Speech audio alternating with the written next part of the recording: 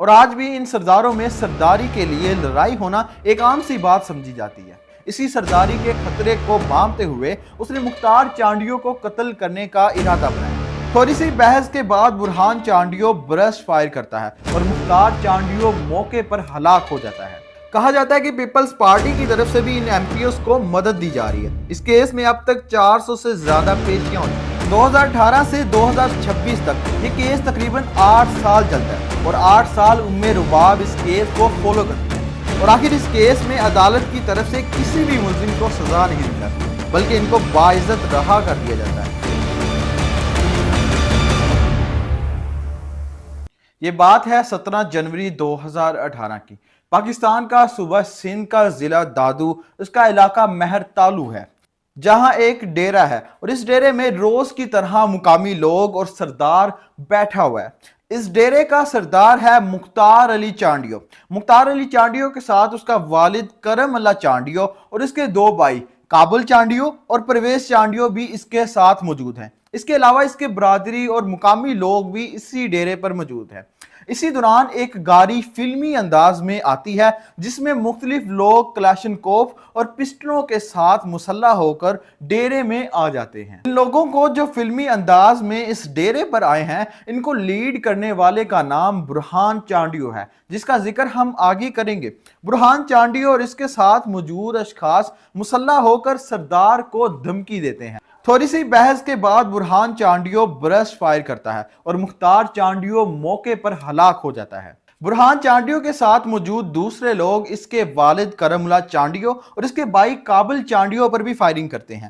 کابل چانڈیو تو زخمی ہوتا ہے لیکن اس کا والد کرم اللہ چانڈیو موقع پر ہی جاں بحق ہو جاتا ہے۔ کابل چانڈیو کو زخمی حالت میں ہسپتال پہنچایا جاتا ہے لیکن وہ بھی زخمیوں کی تاب نہ لاتے ہوئے موت سے بچ نہیں پاتا۔ تو آج جانتے ہیں کہ یہ قتل کیوں ہوا اور اس کے بعد کیسے ایک سردار کی بیٹی نے روایتی دشمنی اور انتقام کو عدالتوں کے ذریعے قانونی طریقے سے سلجھانے کی کوشش کی۔ سندھ کے قدیم علاقوں بلوچستان اور کے پی کے میں بھی آج بھی مختلف جگہوں پر سرداری کا نظام قائم ہے۔ ان سرداروں کے نظام میں عدالت، پولیس اور انتظامیہ سب سردار ہی ہوتے ہیں اور آج بھی ان سرداروں میں سرداری کے لیے لڑائی ہونا ایک عام سی بات سمجھی جاتی ہے۔ اس طرح اس قتل کیس میں بھی 2 سرداروں کے درمیان پاور کے لیے لڑائی تھی۔ مختار خان چانڈیو اپنے علاقے کے سردار تھے، اسی کے ساتھ ساتھ احمد خان چانڈیو بھی اسی کی برادری میں سے تھے اور وہ بھی ایک سردار تھے، لیکن ان دونوں سرداروں کے درمیان پاور کی لڑائی تھی۔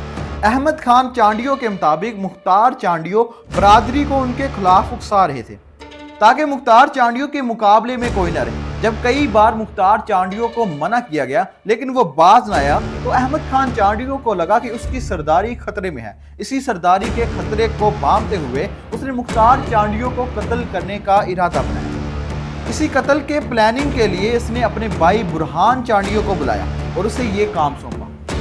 عام طور پر سرداروں کے اس طرح کے قتل کے بعد عدالتیں اور پولیس بے بس ہوتی ہیں، کیونکہ سردار کے قتل کے بعد اب احمد خان سردار تھے تو اس کا اثر و رسوخ تمام علاقے میں تھا۔ عام طور پر اس طرح کے معاملات کے بعد خاندانی دشمنی شروع ہو جاتی ہے، یعنی ایک خاندان نے دوسرے خاندان کو قتل کیا اور یہ دشمنی اسی طرح جاری رہی۔ لیکن اس روایتی سرداری کا مقابلہ کرنے کا ارادہ مختار چانڈیو کی بیٹی رباب چانڈیو کرتی ہے۔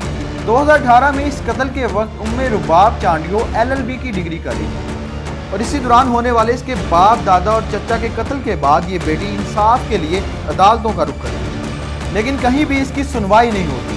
مئی 2018 میں پاکستان کے اس وقت کے چیف جسٹس ثاقب نثار سندھ کے علاقوں کا دورہ کرتے ہیں۔ اسی دوران رباب کو معلوم ہوتا ہے کہ چیف جسٹس یہاں ان علاقوں میں دورہ کر رہے ہیں۔ اسی دوران رباب اپنا احتجاج ریکارڈ کرنے کے لیے چیف جسٹس کی گاڑیوں کے آگے آ جاتی ہے۔ یہی وہ وقت تھا جب چیف جسٹس کی گاڑی کے آگے احتجاج کرتے ہوئے رباب سوشل میڈیا پر بہت زیادہ وائرل ہو جاتی ہے۔ چیف جسٹس ثاقب نثار اس کیس کو 2 مہینے میں حل کرنے کا وعدہ تو کرتے ہیں لیکن ایسا ہو نہیں پاتا۔ اس کے بعد رباب کئی طرح سے احتجاج کرتی ہے، کبھی وہ ننگے پاؤں عدالتوں میں جاتی ہے، کبھی لالٹین کے ساتھ عدالتوں میں جاتی ہے، لیکن کہیں پہ بھی اس کی سنوائی نہیں ہوتی اور نہ ہی مجرموں کو سزا ملتی ہے۔ لیکن یہ مجرم بھی کوئی عام نہیں تھے بلکہ سندھ کے طاقتور سردار تھے جن کا تعلق سیاسی شخصیات کے ساتھ تھا اور اب تو خود احمد خان چانڈیو اور اس کے بھائی برہان خان چانڈیو خود MP تھے اور ان کا تعلق سندھ کی مشہور پارٹی پیپلز پارٹی کے ساتھ ہے۔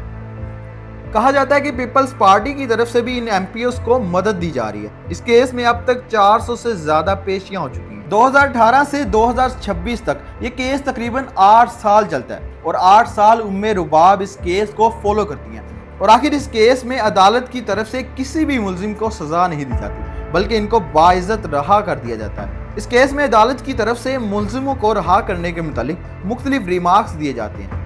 نمبر 1 یہ کہ ایف آئی آر تقریباً 16 گھنٹے بعد درج کی گئی، اس لیے یہ شک پیدا کیا گیا کہ مدعی کو بہت زیادہ ٹائم ملا اور یہ واقعہ ایک پلان شدہ واقعہ لگتا ہے۔ دوسرا یہ کہ عدالت کے مطابق عینی شاہدین اور دوسرے لوگ جن میں رباب کے چچا پرویز چانڈیو وہاں موجود تھے وہ کیسے اس سب میں محفوظ رہے؟